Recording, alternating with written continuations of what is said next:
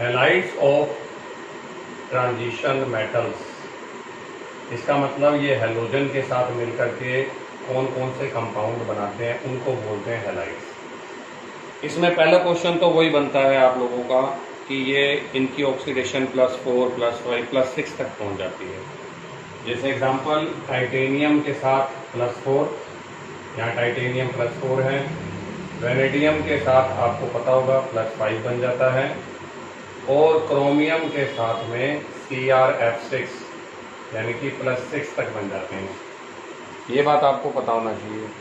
कल मैंने एक बात और बताई थी, क्या कि जो हायर ऑक्सीडेशन स्टेट है जैसे +6 तक, वो सिर्फ क्या होती है, वो सिर्फ और सिर्फ इलेक्ट्रोनेगेटिव एलिमेंट्स के साथ ही पॉसिबल हो जाती है। अब Mn की कहानी भी सुन लीजिए, और Mn की जो कहानी है उसके अंदर एक क्वेश्चन छुपा हुआ है। Mn से हमने बोला तू बता भाई, तो Mn जो है वो +4 तक जाकर के ही रुक गया। ये क्वेश्चन बनेगा अब आपके पास में कि जो मैग्नीज है आप लोगों का वो +4 तक ही क्यों रुक गया, ठीक है जी। लेकिन अब Mn जो है वो अगर मान लीजिए बनाता भी है तो ऑक्सी फ्लोराइड बनाता है MnO3F। अब यहाँ पे आपके Mn की +7 है, मतलब इसने हेल्प किसकी ली, इसने हेल्प ऑक्सीजन की ली +7 के लिए। तो अब आप दिमाग लगा के पहले बताओ खुद कि MnF7 क्यों नहीं बना, Y MnF7 does not exist. बड़ा अच्छा क्वेश्चन है ये, आया हुआ क्वेश्चन है ये कि ये MnF7 क्यों नहीं एग्जिस्ट करता। तो उसका रीजन ये है कि उधर जब आप जाते हो तो साइज में डिक्रीज होता है।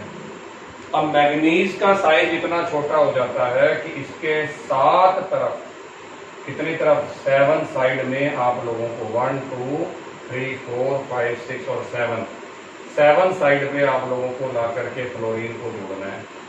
अब ये फ्लोरीन इलेक्ट्रोनेगेटिव है 1 2 3 4, और ये इलेक्ट्रोनेगेटिव फ्लोरीन इसको रिपल्शन देंगे, और हाई इलेक्ट्रोनेगेटिविटी की वजह से आपका मॉलिक्यूल जो है वो हाईली अनस्टेबल हो जाएगा। तो ये लिखा भी हुआ है आपके नोट्स के अंदर एज इट इज कि जो Mn है वो MnOF3 तो बना, OF3 नहीं O3F तो बना लेगा, लेकिन MnF7 नहीं बना सकता, because it is very hard to accommodate 7 electronegative element around manganese. ये आंसर लिख के आना है। फिर उसके बाद आप नीचे जाओगे तो धीरे धीरे कम हो जाते हैं। जैसे एग्जांपल के लिए Fe, और उसके अंदर तो Fe तो सिर्फ ट्राइएलाइड बनाता है, कोबाल्ट भी सिर्फ ट्राइएलाइड बनाता है। तो ये आप लोगों को पता होना चाहिए। तो फ्लोरीन जो है उसकी स्टेबलाइजेशन, हाइयर ऑक्सीडेशन जो स्टेट है वो मेटल के साथ इसलिए होती है क्योंकि वो आराम से इलेक्ट्रॉन को रिमूव कर लेता है। तो मैक्सिमम कहाँ तक जा रही है, 6 तक जा रही है, और 6 भी इसलिए चले जाती है क्योंकि हर बच्चे को पता है 6 वाले की शेप क्या होती है। जल्दी बोलिए शाबाश, क्योंकि इतना तुम बोल सकते थे कि 6 तो एकोमोडेट हो रहे हैं और आपसे 7 एकोमोडेट नहीं हो रहे, है ना।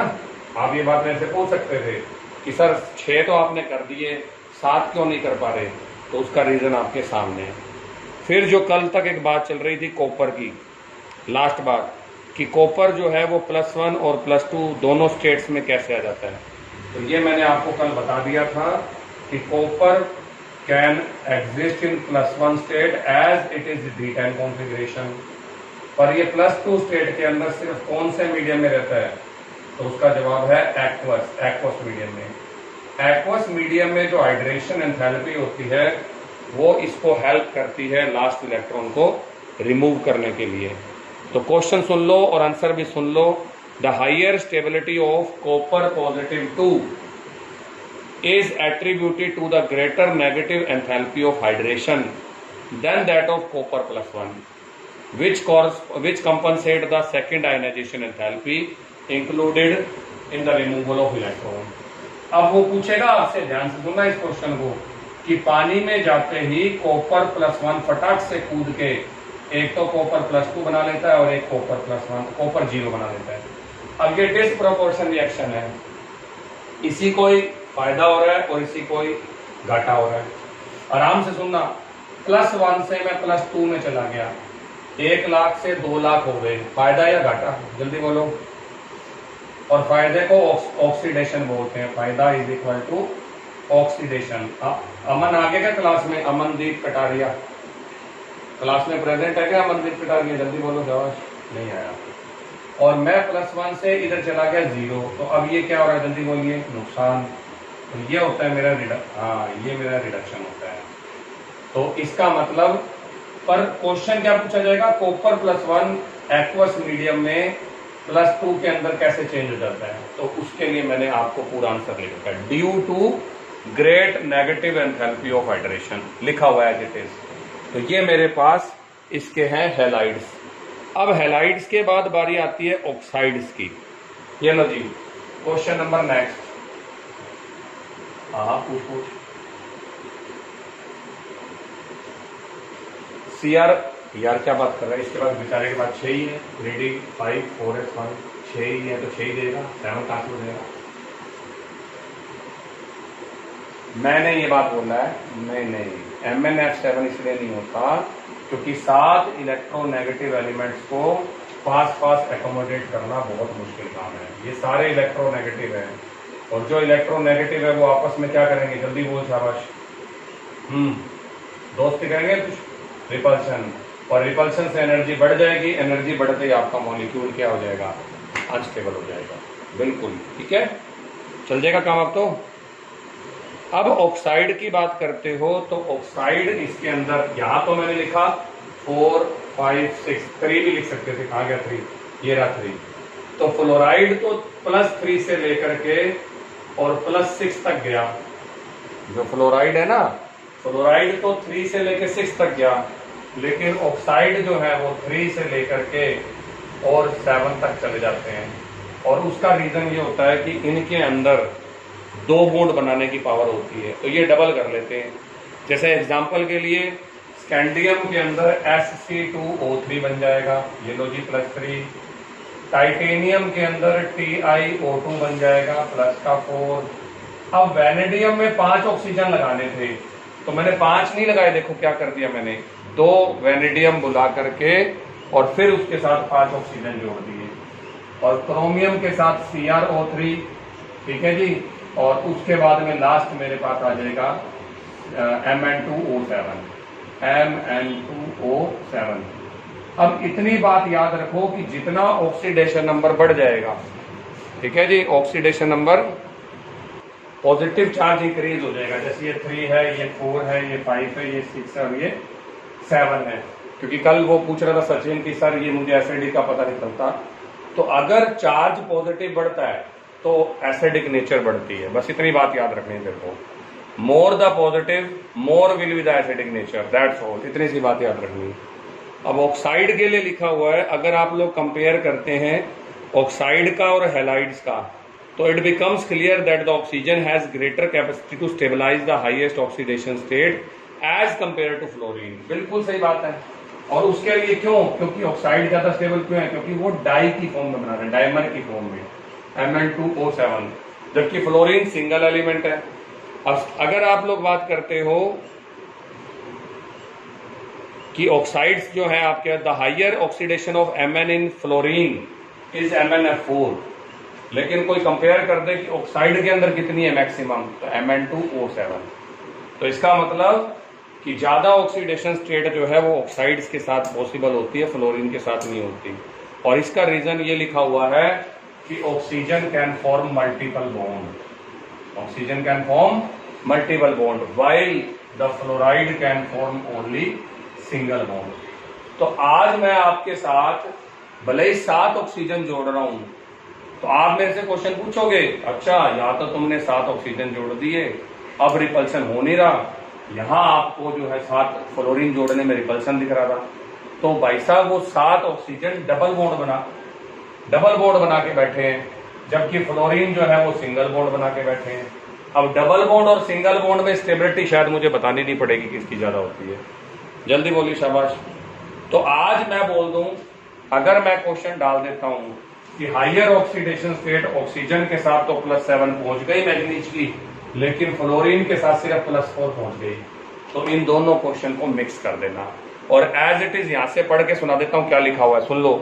मैंने लिखा हुआ है यहाँ पर नोट्स के अंदर आप बच्चों को कि दिस इज प्रोबेबली क्या नाम है, the higher oxidation state of manganese with oxygen is +7 but with fluorine is it is +4 and it is possible due to the ability of oxygen to form multiple bonds. याद रहेगा ये बात आपको। तो दो बातें लिख देना, एक तो फ्लोरीन सिंगल बॉन्ड बनाता है और साथ आपस में रह नहीं पाते, पर अब ये ऑक्सीजन की फॉर्म में क्यों रह जाते हैं, क्योंकि ऑक्सीजन मल्टीपल बॉन्ड बना लेता है। दैट्स ऑल, इतनी सी बात है। और मल्टीपल बॉन्ड से स्टेबिलिटी आ जाती है। और अब आएगा जी आपका नेक्स्ट नंबर पे ट्रेंड इन इलेक्ट्रोड पोटेंशियल वैल्यूज। ये सबसे शानदार चीज है। अब इसके अंदर क्या चीज है, ट्रेंड इन इलेक्ट्रोड पोटेंशियल। तो जिन बच्चों ने इलेक्ट्रोकेमिस्ट्री नहीं पढ़ी है पहले वो फोकस करो। कुछ बच्चे ऐसे बैठे होंगे जिन्होंने इलेक्ट्रोकेमिस्ट्री नहीं पढ़ी है ना। मैंने इन बच्चों को बताया था इलेक्ट्रोकेमिस्ट्री के अंदर जो आप लोगों का एनोड होता है उसका इलेक्ट्रोड पोटेंशियल मोर नेगेटिव होता है। ठीक है जी। इसका मतलब जिनका मोर नेगेटिव है वो इजिली इलेक्ट्रॉन को डोनेट करेगा, और जिसका लेस नेगेटिव है या पॉजिटिव है वो इलेक्ट्रॉन को एक्सेप्ट करेगा। बस दैट्स ऑल। तो ई नॉट वैल्यू इस बात पे डिपेंड करती है कि जिसका जितना ज्यादा नेगेटिव होगा उसकी इलेक्ट्रॉन लूज करने की पावर उतनी ज्यादा है। तो फर्स्ट जो मेरा टॉपिक आज का है वो है trend in E not m positive 2/m electrode potential. ये क्या शो कर रहा है, जल्दी बोलिए। m पॉजिटिव 2/m, तो ये शो कर रहा है कि m से आप m+2 कितनी जल्दी बन जाते हो, इस बात को शो कर रहा है। बस दैट्स ऑल। तो अब मैं स्टार्ट करता हूं जी इनकी वैल्यू से कि आप लोगों का जो इलेक्ट्रॉन से +2 बनने का जो सफर है वो कितना जल्दी है। तो कल परसों बात चल रही थी इन सभी के आउटर शेल में 4s में 2 है ना, 3d1 4s2 फिर 3d2 4s2। इसीलिए तो मैंने कहा था कि इनकी जर्नल ऑक्सीडेशन स्टेट कौन सी होती है, +2 होती है। अब अगर ये बातें दिमाग में हैं तो फिर आप लोगों को इनके जितने भी मैं क्वेश्चन पूछने वाला हूं वो आप खुद बता दोगे। तो अब तैयार हो जाओ, मैं क्या क्वेश्चन पूछ रहा हूं। सारे +2 दिखाना चाहते हैं। तो क्वेश्चन नंबर 1, इनकी वैल्यू ई नोट की नेगेटिव होगी या पॉजिटिव होगी, जल्दी से शाबाश। वेरी गुड, नेगेटिव होगी।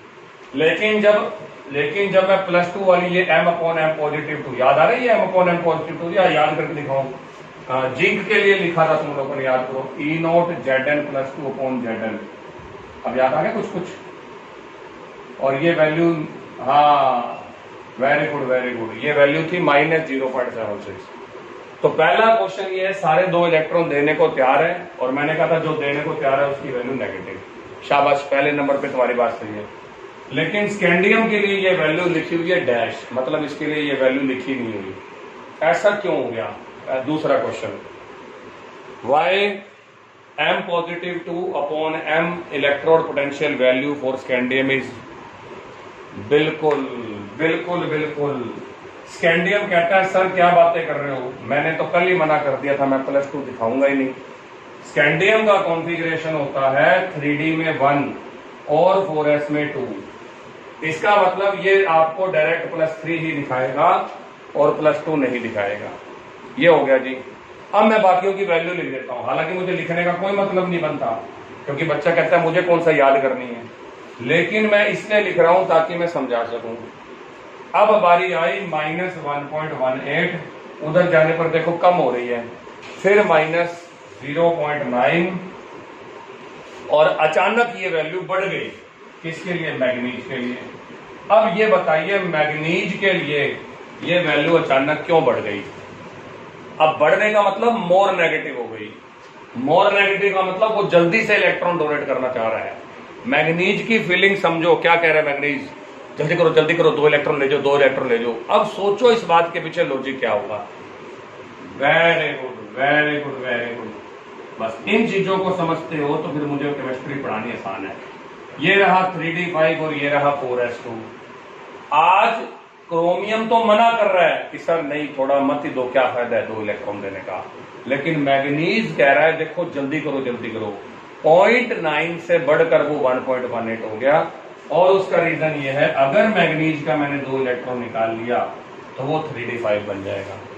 उसके बाद ये वैल्यू अचानक डिक्रीज हो जाती है क्योंकि इलेक्ट्रॉन्स की पेयरिंग शुरू हो रही है। फिर उसके बाद में -0.28, फिर माइनस का 0. कितना हो गया आपके पास 25, और कॉपर के अंदर अचानक तरक्की हो गई और ये वैल्यू प्लस आ गई।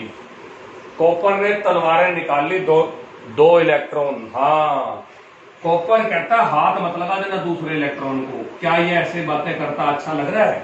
जल्दी बोलिए। तो जवाब ये है कि दूसरा इलेक्ट्रॉन क्यों नहीं दे रहा कॉपर। कॉपर की ये पॉजिटिव वैल्यू साफ दिखा रही है कि अगर कल को मैंने इसके दो इलेक्ट्रॉन निकाल दिए तो ये 3D9 हो जाएगा। अब ये दो दिए तो हैं, लेकिन वो तो ऊपर ही बता दिया गया है कि ये दबाव में दिए गए हैं, और वो दबाव था एक्वस मीडियम का, यानी हाइड्रेशन एंथैल्पी का। अब मैंने किसी के कहने पे, मजबूरी में, कुछ भी करके मैंने दे दिए इलेक्ट्रॉन, लेकिन अब इसको देख के इसकी हालत बताओ कैसी है। हाँ जी, देखो मजेदार क्वेश्चन। अनस्टेबल है, और कोई 3D9 में आके से पूछेगा हाँ भाई 3D10 बनना है तेरे को, तो जवाब क्या आएगा? प्लीज सर प्लीज इलेक्ट्रॉन दे दो। और जो इलेक्ट्रॉन मांग रहा है या एक्सेप्ट कर रहा है उसके लिए लेस नेगेटिव या उल्टा करके बोल दो positive. Very good very good. तो दूसरे के बाद तीसरा क्वेश्चन फिर से बन गया। चौथा, कि कॉपर की ये वैल्यू पॉजिटिव क्यों होती है? क्योंकि after removal 2 electrons from copper it will become 3D9 and it wants to readily converted into 3D10, इसलिए इसकी वैल्यू पॉजिटिव होती है। और अब लास्ट वाले से और पूछ लेते, तेरे बारे में क्या विचार है? तो -0.25 पे छोड़ा था, तो इधर तो प्लस शुरू हो गया, तो इधर तो और कम होना चाहिए था, लेकिन ये कम नहीं, मोर नेगेटिव हो गया। अब बिल्कुल, अब जिंक भी आवाजें मार रहा है, ले जो 2 इलेक्ट्रॉन ले जो, है ना। और नॉर्मल सी बात है, ये हो जाएगा 3D10 और 4s2। तो लॉजिकली समझना है मैं क्वेश्चन क्या क्या पूछ सकता हूं। स्कैंडियम के लिए वैल्यू क्यों नहीं की हुई, मैग्नीज के लिए मोर नेगेटिव क्यों हो गई, कॉपर के लिए पॉजिटिव क्यों हो गई, और Zn के लिए मोर नेगेटिव क्यों हो गई। तो इन चारों के क्वेश्चन के आंसर आपके बोर्ड पर लिखे पड़े हैं। अब आपको कोई डाउट है या कोई प्रॉब्लम है तो मुझे बताओ, नहीं तो अगले क्वेश्चन सारे आपसे पूछूंगा, और वो है ट्रेंड इन M+3 अपॉन M+2। अब सोच के बताओ, EP values, electrode potential values. अब बताइए जी। हाँ, अब यहां सिर्फ 3 ही क्वेश्चन बनते, जैसे यहां पर भी 4 ही बने, कोई मुश्किल बात नहीं। पहले आराम से इसको देखो, जिसको समझ नहीं आ रहा वो पूछ सकते हो कि सर ये क्या चीज है, ये क्या चीज है बताओ। अगर मैं +2 अपॉन 0 को बोल रहा हूं कि 0 से +2 में बदलना, तो इसको उल्टा करके बोल दो। अब मैं बदलना चाह रहा हूं +2 से +3 में, और जितना मैं जल्दी बदल जाऊंगा उतना मेरी वैल्यू मोर नेगेटिव होगी। इसका मतलब धीरे से जाके चेक करो कि किस किस बंदे की M+3 upon M+2 EP value more negative है। तो सबसे पहले हाथ ऊपर किया स्कैंडियम ने। स्कैंडियम कहता सर मेरी, हाँ, मतलब स्कैंडियम तो पहले तैयार बैठा था कि इस बारे में बातचीत हो और मैं तैयार हो जाऊं। कहता सर मैंने तो 2 देने ही नहीं थे, मैंने तो देने ही 3 थे। कल को आप मेरे को 2 से 3 कर दोगे तो for scandium it is highly negative. ये जो आपके पास में E0 वैल्यू है for scandium, E0 value of scandium +3 into scandium +2 is more negative. चलो जी, अब पूछता हूं जी सेकंड नंबर पे। चलो ये तो समझ आ गया क्योंकि उसने देने थे। अब इसके बाद Zn के लिए ये पॉजिटिव होती है वैल्यू। Zn क्या कह रहा है? ना जी ना, अपने ये रहा Zn, Zn के लिए और मैग्नीज के लिए, Zn और मैग्नीज के लिए ये वैल्यू पॉजिटिव। क्वेश्चन आएगा पेपर में, why E0 M+3 upon M+2 value of Zn and manganese are positive, ये क्वेश्चन आएगा। अब पॉजिटिव का मतलब, हाँ, पॉजिटिव का मतलब मैं देना नहीं चाहता, या अगर आप मुझे जबरदस्ती खोस लोगे तो मैं वापस उसमें बदलना चाहता हूं। तो Zn+3 का मीनिंग यहां से पता लग जाएगा कि Zn+3 अगर आप करते हो तो वो 3D9 हो जाएगा, और 3D9 का मतलब हाईली अनस्टेबल, और वो फटाक से 3D10 में, तभी तो Zn कहता है दम मैं तो निकाल के दिखाओ तीसरा इलेक्ट्रॉन। तो अब ये जो वैल्यू है वो Zn के लिए और मैग्नीज के लिए पॉजिटिव होती है। और लास्ट बताइए जी, Fe के लिए ये मोर नेगेटिव कैसे हो गई, ये मेरे को समझ नहीं आ रहा। लास्ट क्वेश्चन, तीसरा और लास्ट। Very good. अगर आज Fe को देखते हो तो Fe वांट टू बिकम +3, वो +3 बनना चाहता है। तो आराम से देखो क्यों, क्या लॉजिक है। तो Fe का कॉन्फ़िगरेशन था D6 और S2। जब तुम लोगों ने Fe को +2 बनाया तो वो 3D6 बन गया। अब वो Fe को +3 क्यों बदलना चाहता है, क्योंकि Fe चाहता है कि 3D। हाँ बिल्कुल बिल्कुल। और ये मेरे पास क्वेश्चन थे जो मेरे बच्चों को मैंने बता दिए। टोटल मिलाकर के सारे स्कैंडियम वाले में मेरे बेटे, स्कैंडियम का कॉन्फ़िगरेशन देख ले, पता लग जाएगा। 3D में 1 है और 4s में 2 है। जब तू इसका 2 इलेक्ट्रॉन निकाल लेती है तो सिर्फ एक ही इलेक्ट्रॉन बचता है, ताकि ये इनर्ट बन जाए। इनर्ट गैस सुने हुए कि तूने जिंदगी में कभी? स्कैंडियम के अंदर ये ये पूरा कॉन्फ़िगरेशन। जब तू 2 इलेक्ट्रॉन निकाल लेती है तो सिर्फ D में 1 बच जाता है। तो सामने से जवाब ये आता है कि D में 1 क्यों छोड़ दिया, वो भी ले जाओ। तो ये जो है +2 के बाद तीसरा इलेक्ट्रॉन यहां से निकाल लेता है।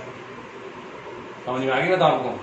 और यहां से निकलते ही आप लोगों का आर्गन कॉन्फ़िगरेशन बन जाता है। इसीलिए ये तीन इलेक्ट्रॉन एक साथ देता है। तो स्कैंडियम हमेशा +3 बनेगा, ना कि +2। ओके, चलिए जी, अब मैं इसके लिए फोटो खींच देता हूं आपको, और वीडियो की रिकॉर्डिंग तो ही है। माई क्वेश्चन इज दैट कि why Mn+3 and Cobalt+3 are strong oxidising agent. अब सुनना, पहले मेरी बात को सुनना। एक्चुअली ये क्वेश्चन वही है जो आपने पीछे पढ़ा, पर मेटल्स तो जनरली रिड्यूसिंग एजेंट होते हैं, है ना। Metals can easily donate electron. लेकिन जब तुमने Mn को +3 बना दिया तो ये आ गया D4, 3D4। अब बताओ क्या ये 3D5 बनना चाहता है? जल्दी बोली, शाबाश। यस और नो? तो बस फिर काम खत्म। तो मैग्नीज फटाक से अपनी 3D4 से 3D5 में जाना चाहता है। इसके लिए ये इलेक्ट्रॉन को एक्सेप्ट करेगा, और जो बंदे इलेक्ट्रॉन को एक्सेप्ट करते हैं वो ऑक्सीडाइजिंग है। कोबाल्ट के लिए अगर आप कॉन्फ़िगरेशन बनाते हो 3D7 वाला, दिख रहा है आपको यहाँ पे? कोबाल्ट पे 3D+3 वाला। कोबाल्ट के अंदर आता है 3D में 7 और 4s में 1, तो ये बन जाएगा 3D का 6। अब बच्चा तो कहता है सर इसका एक इलेक्ट्रॉन और निकाल के आप 3D5 बना दो, लेकिन आपने ऑलरेडी इसका पेयर्ड इलेक्ट्रॉन निकाल दिया। पेयर्ड का मतलब जिसके लिए एनर्जी ज्यादा चाहिए थी। तो क्या अब आप इसका एक और इलेक्ट्रॉन निकाल सकते हो एनर्जी ज्यादा देकर? तो अगर आपने जबरदस्ती निकाल भी लिया तो इस सिस्टम के पास इतनी ज्यादा एनर्जी हो जाएगी कि अनस्टेबल हो जाएगा। इसीलिए ये फटाक से वापस 3D5 में जाने की बजाय किस में जाना चाहता है? 3D7 में, ताकि ये पेयरिंग वाला इलेक्ट्रॉन इसका ना जाए। और लास्ट इसमें लिखा हुआ है M+3/2 वैल्यू ऑफ, ये तो मैंने बता दिया। लेकिन अब टाइटेनियम, वेनेडियम और क्रोमियम के ऊपर आ जाए। क्रोमियम के ऊपर जब मैं आया, क्रोमियम जो है वो +2 से +3 में जाना चाहता है।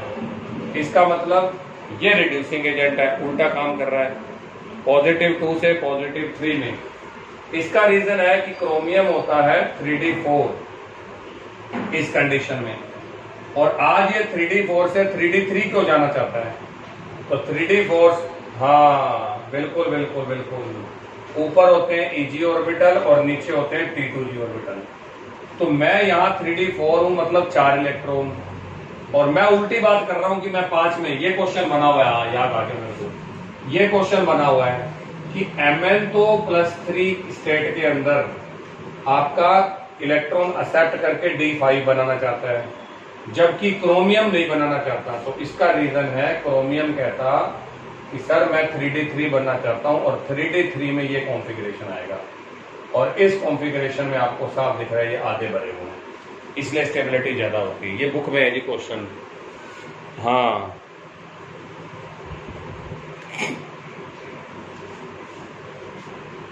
बिल्कुल, क्योंकि Mn3d5 करके एक्सेप्ट करना चाहता है इलेक्ट्रॉन, जबकि क्रोमियम 3d4 से 3d3 में जाके T2G को फिल करना चाहता है। ये अलग अलग क्वेश्चन है, ठीक है, याद रखना इस बात को। डेंसिटी सभी की हाई है और लेफ्ट से राइट जाने पर डेंसिटी जो है वो इंक्रीज होती है, क्योंकि वॉल्यूम डिक्रीज होता है, इसलिए कोई क्वेश्चन नहीं है। 10th प्रॉपर्टी है आपके पास में मैग्नेटिक प्रॉपर्टीज। चलो बताओ मैंने मैग्नेटिक प्रॉपर्टीज कितनी पढ़ाई है आज तक? अब सिर्फ रिवीजन। बिल्कुल बिल्कुल बिल्कुल। और चलो अब मैं बता देता हूँ कौन कौन सी पढ़ाई है। एक तो मैंने पढ़ाए हैं आपको पैरामैग्नेटिक, ये नहीं पहले डाया। पहले नंबर पे डायामैग्नेटिक कौन होते हैं याद करो, तो डी से डबल और डी से डाया, याद आ रहा है कुछ कुछ? अगर आज मुझसे कोई पूछे कि Zn+2 के और स्कैंडियम+3 के सारे कंपाउंड डायामैग्नेटिक क्यों हैं, तो आंसर ये लिखा पड़ा, डी से डबल और डी से डायामैग्नेटिक। तो जिंक के सारे कंपाउंड और स्कैंडियम के सारे कंपाउंड कलरलेस और डायामैग्नेटिक होते हैं, और आंसर आपकी जेब में है सर इस वजह से, क्योंकि जिंक+2 D10 है। डी में 10 का मतलब मेरे पास एक भी अनपेयर्ड नहीं बचा, ठीक है। लेकिन अब बारी किसकी आ गई?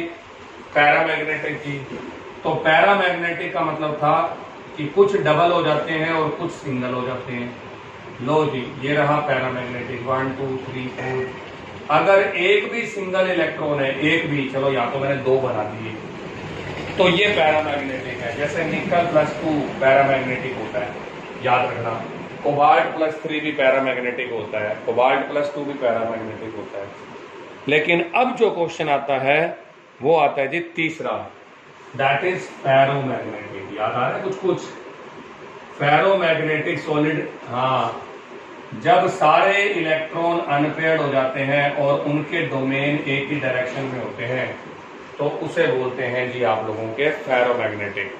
और फेरोमैग्नेटिक में आयरन के कंपाउंड्स आएंगे, कंपाउंड्स ऑफ आयरन, जैसे Fe3O4, इस टाइप से मैंने वहां एग्जांपल दी।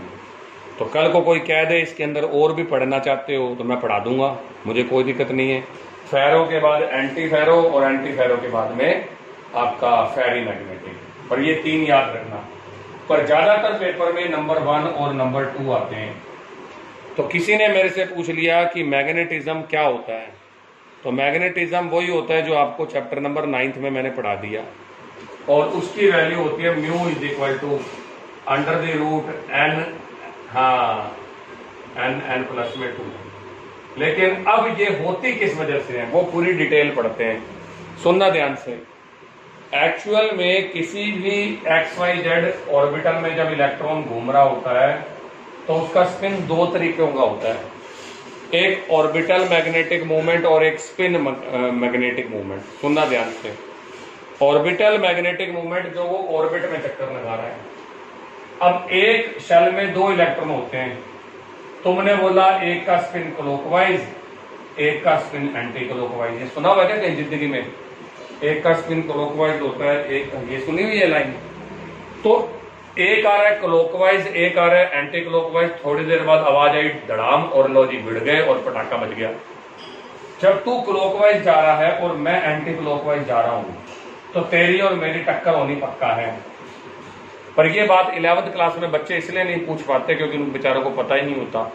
अच्छा होता होगा यार, 2 स्पिन होते होंगे, या माइंड में आते भी हैं तो बच्चे नहीं पूछ पाते। हाँ भाई, 6 अंक क्यों नहीं हुई, टक्कर क्यों नहीं हुई? अर्जुन, हिमाक्ष, 6 अंक क्यों नहीं हुई ये टक्कर? जो ये मैं टक्कर बता रहा हूं यहां पर, वो क्यों नहीं हुई इनकी, जबकि मैंने तो पढ़ा था। ये जो मैं बना के दिखा रहा हूं ये ऑर्बिटल स्पिन है, और ऑर्बिटल स्पिन दोनों इलेक्ट्रॉनों का एक जैसा होता है।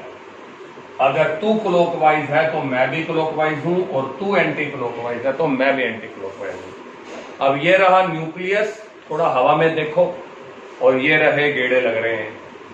अब इस गेड़े में अगर तू नीचे है और मैं ऊपर हूं तो हम दोनों एक साथ घूम रहे हैं, और जब हम दोनों एक साथ घूम रहे हैं तो हम कभी भी नहीं भिड़ेंगे। समझ आ गई? क्योंकि हमारी इलेक्ट्रॉन, हम दोनों इलेक्ट्रॉन है, हमारी स्पीड भी बराबर है। लेकिन जो ये क्लॉकवाइज और जो एंटी क्लॉकवाइज है वो क्या होता है? वो होता है आपका स्पिन अगेंस्ट ऑन एक्सिस। मेरे एक्सिस में मेरा स्पिन क्या है? तो अगर ये मेरा ऑर्बिटल मूवमेंट है तो ये देखो, ये रहा मेरा मार्कर, ऊपर वाले इलेक्ट्रॉन को उठा रहा हूं, ये ऊपर वाला इलेक्ट्रॉन ऐसे घूमेगा। जब ये ऐसे घूम रहा है तो इधर वाले बंदे को क्या दिख रहा है? क्लॉकवाइज। ये देखो, ये इसकी निब है, ये ऐसे घूम रही है क्लॉकवाइज। लेकिन जो नीचे वाला इलेक्ट्रॉन है वो ऐसे घूम रहा है, ये देखो। अब इधर वाले बंदे को क्या दिख रहा है? हाँ सर, ये एंटी क्लॉकवाइज है। तो ऐसे तो दोनों एक साथ ही घूम रहे हैं, तू भी और मैं भी, और ऐसे जो है वो अलग अलग घूम रहे हैं। इसीलिए जब आप बात करते हो कि टोटल मैग्नेटिक मूवमेंट किसकी वजह से है, तो वो होता है mu L and mu S की वजह से। लेकिन ऑर्बिटल मोशन तो जैसा तेरा वैसा मेरा, इसलिए ये नेग्लिजिबल होता है, ये अप्रोक्सीमेटली 0 होता है। तो फिर इसका मतलब म्यू किसके ऊपर डिपेंड करेगा? म्यू डिपेंड करेगा स्पिन क्वांटम उस पे, सॉरी स्पिन एंगुलर मोमेंटम पे। तो ये मैंने सारा कुछ लिखा हुआ है जो बोल रहा हूं, तो घर जाके पढ़ोगे आज के आज तो समझ जल्दी भी आ जाएगा। तो दो टाइप के मोशन होते हैं, एक ऑर्बिटल मोशन न्यूक्लियस के अराउंड, और एक खुद की एक्सिस के अराउंड, जिसको तुम स्पिन एंगुलर वो बोल रहे हो, मोमेंटम बोल रहे हो। तो जो म्यू एल होता है वो 0 होता है अप्रोक्सीमेटली। तो सारा का सारा म्यू किस पे डिपेंड हो गया? Spin magnetic movement. और स्पिन मैग्नेटिक मूवमेंट मैंने मेरे बच्चों को पढ़ाया था, और वो होता है mu is equal to under the root N N plus में एच। ठीक है जी। और ये अप्रोक्सीमेटली 0 है, तो यहां लिख देते हैं म्यू अप्रोक्सीमेटली म्यू एच पे डिपेंड करता है। अब लास्ट रह गया जी एन। क्या चीज है बताओ? शाबाश। एन है number of, very good very good. और जितने तेरे पास अनपेयर्ड ज्यादा होंगे, तेरा मैग्नेटिक मूवमेंट उतना ही ज्यादा होगा।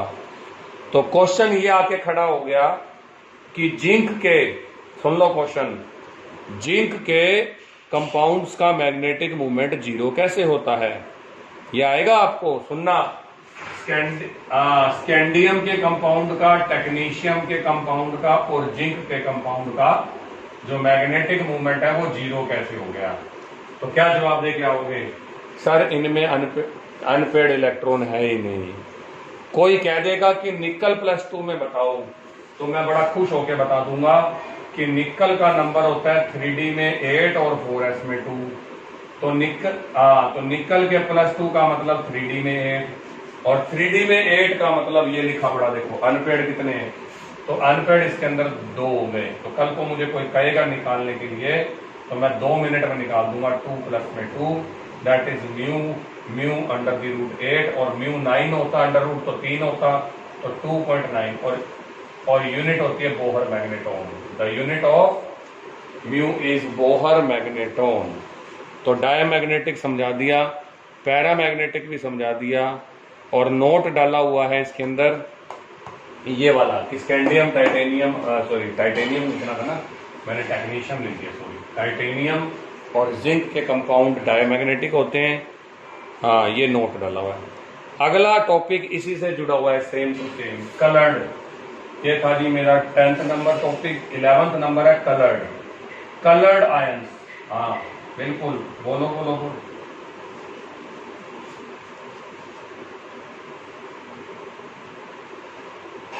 बेटा कुछ भी नहीं सुना गीतांशु, कुछ भी नहीं सुना।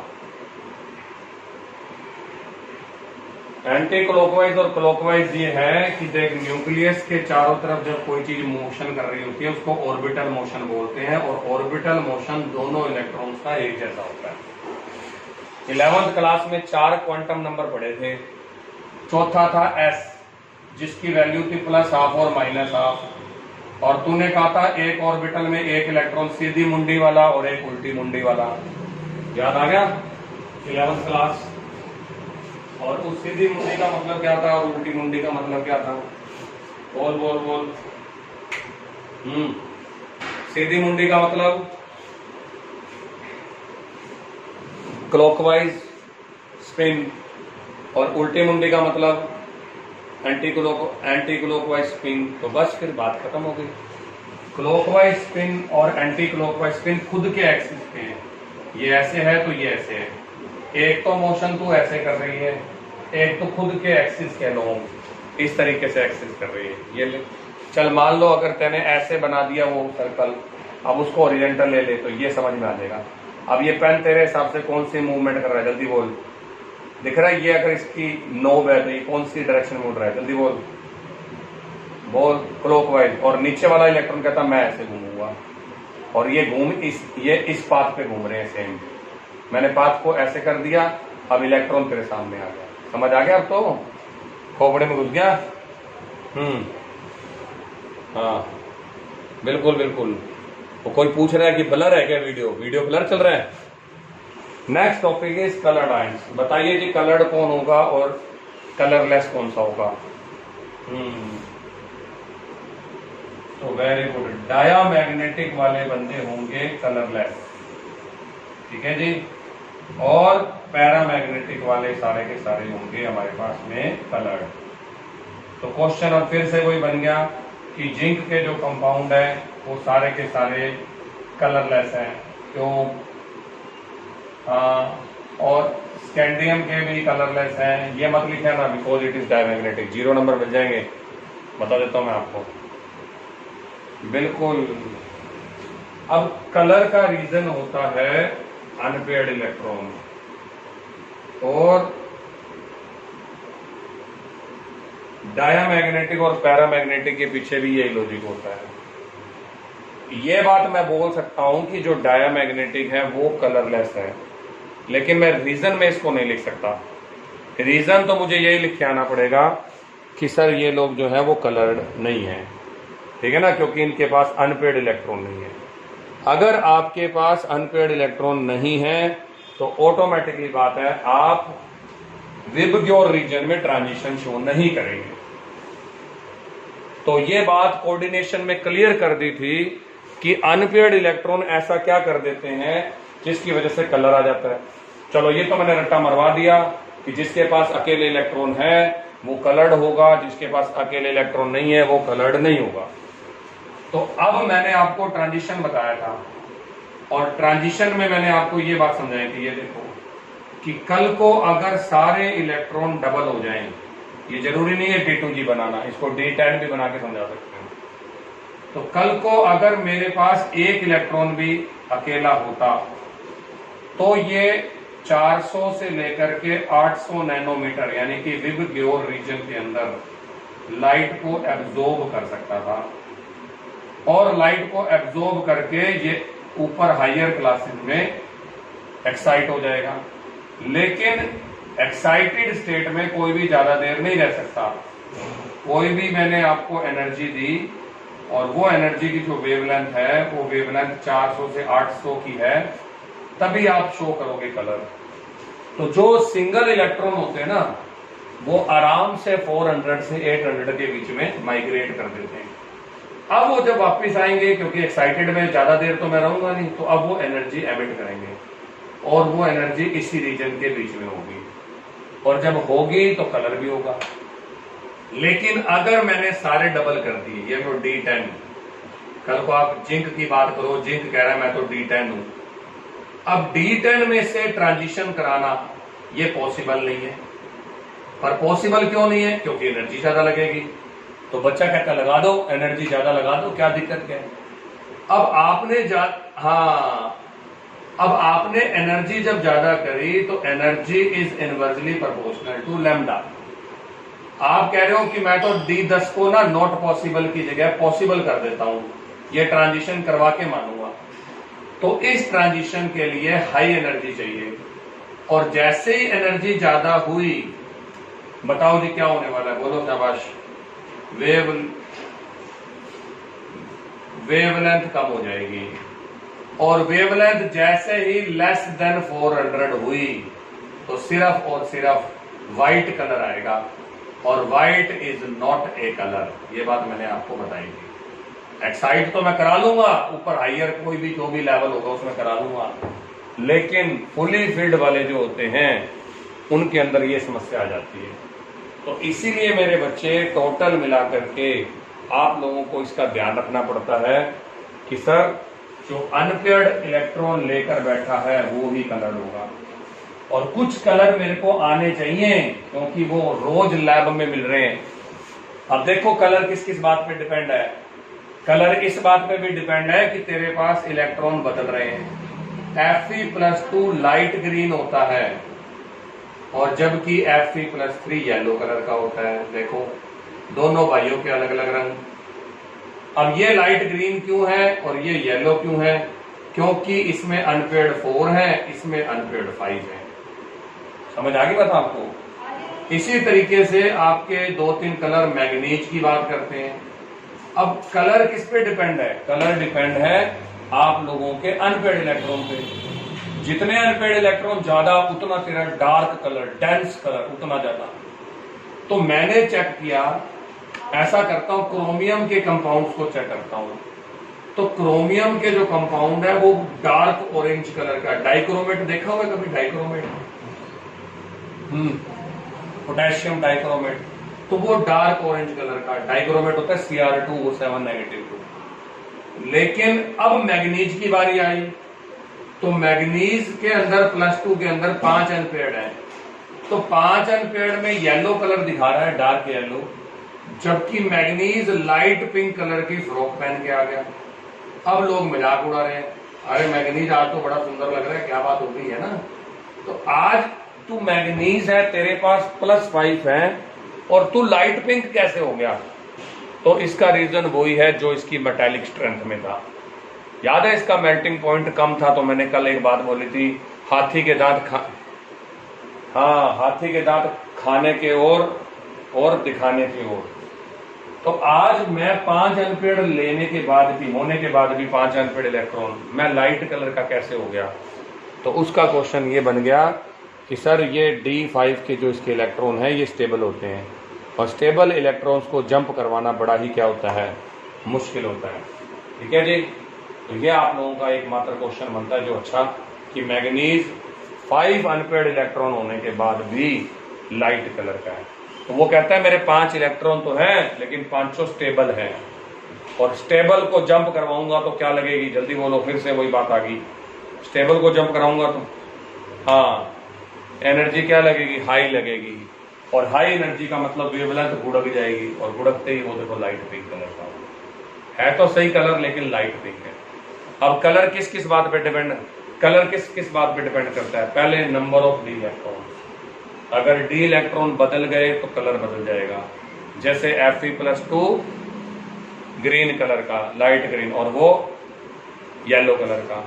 दूसरे नंबर पे ज्योमेट्री ऑफ द, अपने क्या नाम है, nature of the ligand. Ligand पे भी डिपेंड करेगा। याद करो कॉम्प्लेक्स मैंने पढ़ाए थे, एक स्ट्रॉन्ग लिगेंड और एक वीक लिगेंड। स्ट्रॉन्ग के साथ FeCN6 ने बनाया था कलरलेस, और वीक के साथ बनाया था कलर्ड। याद करो मैंने पढ़ाया हुआ ये। और ये हाँ, ये वहां पर ही रहे। तीसरा चार्ज ऑन मेटल। मेटल पे अगर चार्ज बदला तो नंबर ऑफ डी इलेक्ट्रॉन भी बदलेंगे। तो ये तो वही बात होगी, इनडायरेक्टली दूसरी बात ही होगी, पर इसके लिए पॉइंट लिखना पड़ेगा। और चौथा ज्योमेट्री ऑफ द कॉम्प्लेक्स। अगर मैं टेट्राहेड्रल और ऑक्टाहेड्रल कॉम्प्लेक्स बनाता हूं तो उनमें भी कलर अलग अलग होगा, क्योंकि टेट्राहेड्रल में 4 लिगेंड आएंगे, ऑक्टाहेड्रल में 6 लिगेंड आएंगे। अनपेयर्ड इलेक्ट्रॉन की सेटिंग उसी के हिसाब से होगी। तो कितने फैक्टर हो गए टोटल? 4 फैक्टर। यही चारों फैक्टर वहां पे भी पढ़ने हैं कोऑर्डिनेशन में, यहाँ पे भी पढ़ने। तो this is all from today's class.